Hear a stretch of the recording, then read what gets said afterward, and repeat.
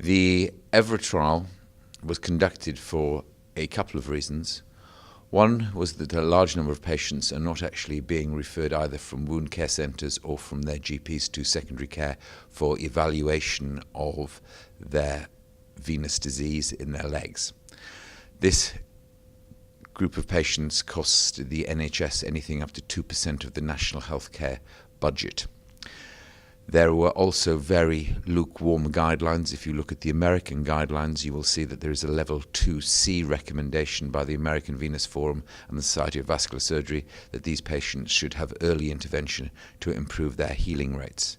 It is well documented from the previous UK ESCAR trial that patients who had incompetent veins, and these were treated once the leg ulcer may have healed or in the process of healing, did actually improve their long-term recurrence rates.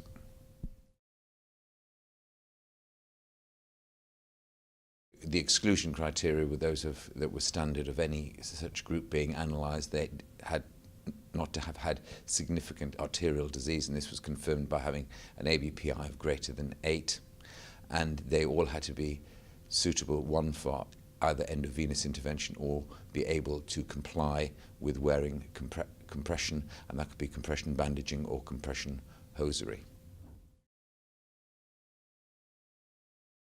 The findings were very clear that early intervention, either with foam or endothermal ablation, or one of the newer non-thermal techniques, because we did not actually look at the study with respect to which of the endovenous techniques was the best. It was actually to look at a strategy of early endovenous intervention, and the study quite clearly showed that there was an improved ulcer healing rate, an ulcer-free time, and the strategy of actually intervening early, i.e. within 2 weeks of referral, was undoubtedly cost-effective by thresholds that are used by the NICE committee in the UK, and undoubtedly if you were to transpose this to American cost-effectiveness data for MedCAS, it would undoubtedly be a very cost-effective strategy.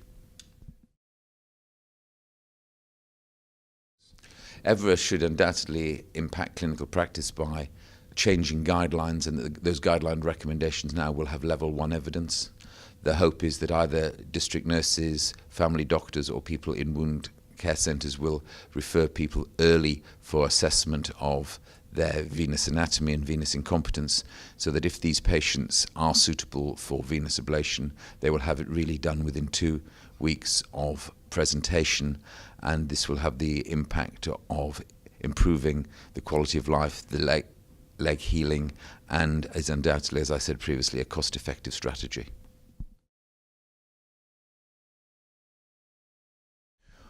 One of the big questions arises, even though it is a smaller cohort of patients, is what is the incidence or prevalence of deep occlusive disease in the iliac segment. The question is this a very small population, and whether we should think about treating this first before the superficial disease.